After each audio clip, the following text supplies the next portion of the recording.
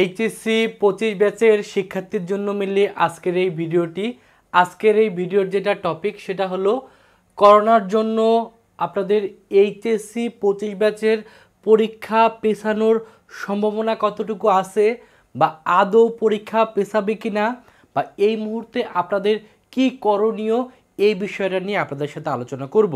যেহেতু সামনে আপনাদের এইচএসসি পরীক্ষা, করোনাও আস্তে আস্তে সংক্রমণটাও কিছু কিছু জায়গায় বৃদ্ধি পাচ্ছে বা লাস্ট যে নিউজটা আমরা পাইছি সেই নিউজ অনুযায়ী বাংলাদেশের 2 জন মানুষ করোনার কারণে মৃত্যুবরণ করছে। তো এই সামগ্রিক বিষয় বিবেচনা করে করোনার কারণে এইচএসসি পরীক্ষা স্থগিত হওয়ার কোনো সম্ভাবনা আছে কিনা এটা নিয়ে আলোচনা করব। তার আগে একটা নিউজের একটা হেডলাইন দেখে নিই। এটা আমরা সময় নিউজে একটা নিউজ করা হয়েছে যে করোনার প্রতিরোধে শিক্ষা প্রতিষ্ঠানের জন্য জরুরি কিছু নির্দেশনা প্রদান করা হয়েছে। সেই জরুরি নির্দেশনা নিয়ে যে বিভিন্ন নির্দেশনা দিছে সেই নির্দেশনাগুলো কিন্তু বিভিন্ন শিক্ষা প্রতিষ্ঠানে পালন করতে বলা হয়েছে। এখন বিষয় হলো এই সব কিছু বিবেচনায় এখন আসলে আপনাদের কি করণীয় বা আদৌ আসলে কিভাবে আসলে প্রস্তুতিটা নেওয়া উচিত। প্রথম কথা হলো যে বাংলাদেশে কিন্তু প্রতি বছরই এই সময়টাতে দেখা যায় যে আসলে করোনার একটু সংক্রমণ কিন্তু বৃদ্ধি পায়। আপনি যদি প্রিভিয়াস ইয়ারগুলোতে যদি দেখবেন যে করোনা কিন্তু আসলে পৃথিবী থেকে বলেন বা বাংলাদেশ থেকে কিন্তু একবারে 100% কখনোই নির্মূল হয়নি। মানে এটা যেহেতু একটা ভাইরাস, অনেক সময় দেখা যায় যে কিছু সময় বা নির্দিষ্ট টাইম পর এটা আস্তে আস্তে কিছু প্রাদুর্ভাব বৃদ্ধি পায়। এটাকে যদি মাথায় রেখে আপনি যদি চিন্তা করেন যে আপনাদের এইচএসসি পরীক্ষা হবে না, তাহলে আমি মনে করব যে এই সিদ্ধান্তটা একবারে ভুল একটা সিদ্ধান্ত হবে। কারণ আমরা শিক্ষার্থীদের একটা কিন্তু টেন্ডেন্সি সবসময় মাথায় কাজ করে যে আমি পড়াশোনা সবসময় করব, কিন্তু আমি পরীক্ষা দিতে আমার ভালো লাগে না বা পরীক্ষা দিতে আসলে কোনো শিক্ষার্থী সেভাবে কিন্তু কমফোর্ট ফিল করে না যে পরীক্ষায় বসা।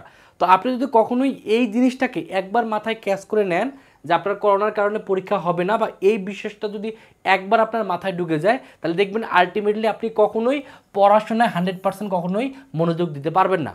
এর জন্য আপনাদের বারবার সাবধান করে দিব যে কখনোই এটা মাথায় ঢুকাবেন না যে আপনাদের করোনার কারণে আপনাদের পরীক্ষা পেছাতে পারে বা পরীক্ষা হবে না। এই ধরনের ধ্যান ধারণা কখনোই নেওয়া যাবে না। কারণ প্রতি বছরই এই সময়ে দেখা যায় যে করোনা একটু প্রাদুর্ভাব বৃদ্ধি পায়, কিন্তু আপনি যেহেতু আপনাদের পরীক্ষা 26 তারিখে বেশি সময় নাই, এই সময়ের ভিতরে আসলে অতটুকু কখনোই হওয়া সম্ভব না যে এমন একটা প্রাদুর্ভাব সৃষ্টি হলো যে আপনাদের পরীক্ষায় স্থগিত হয়ে গেল। এরকম হওয়ার সম্ভাবনা খুবই কম। এর জন্য আপনাদেরকে বলবো যে আপনারা এই ধ্যান ধারণা থেকে একবারে বের হয়ে আসেন। কারণ আপনি যদি একবার, আমি আবার রিপিট করতেছি, আপনি যদি একবার জাস্ট মাথায় ঢুকায় নেন যে করোনার কারণে আপনাদের পরীক্ষা স্থগিত হবে, এটা যদি মাথায় ঢুকায় নেন তাহলে দেখবেন যে আপনার সামনের যে ইম্পর্টেন্ট একটা সময় পরীক্ষার আগের মুহূর্তে বা আগের 10 দিন বা আগের 15 দিন, এই 15 দিন দেখবেন যে আপনার কোনোভাবে পড়াশোনায় মনোযোগ আসতেছে না। এর জন্য আপনি এখন মনে করবেন যে আপনাদের 26 তারিখেই পরীক্ষা হবে, এই 26 তারিখে বেস ধরে আপনার উচিত হলো ভালো করে পড়াশোনা করা।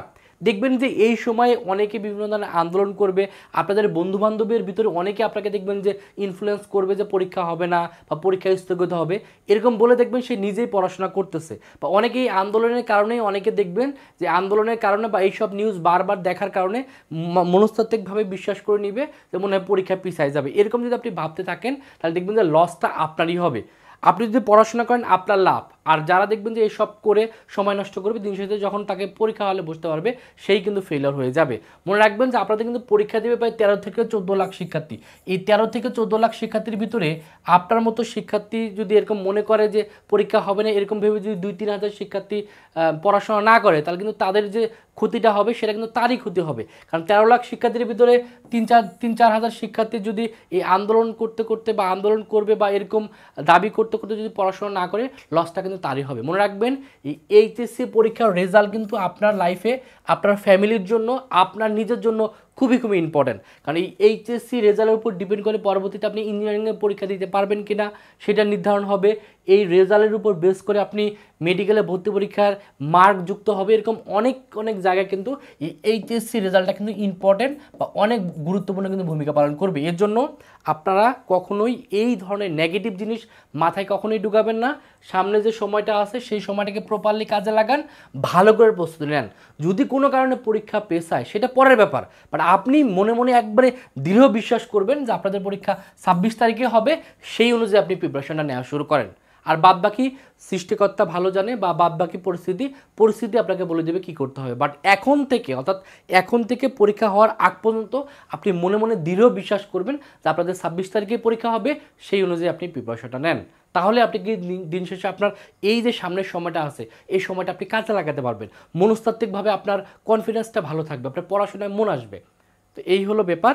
এর জন্য আপনাদের উচিত হলো সামনের দিনগুলোকে প্রপারলি কাজে লাগানো। করোনা নিয়ে কোনো ধরনের চিন্তাভাবনা করবেন না, বা এ ধরনের নিউজ বা এ ধরনের আর্টিকেল কখনোই পড়তে যাবেন না। আপনি আপনার বই নিয়ে পড়াশোনা করবেন, চেষ্টা করবেন সামনের যে সময়টা আছে সময়টা যতটুকু সোশ্যাল মিডিয়া থেকে দূরে থাকা, বা এই ধরনের নেগেটিভ জিনিস থেকে দূরে থেকে জাস্ট পড়াশোনায় মনোযোগ দেন।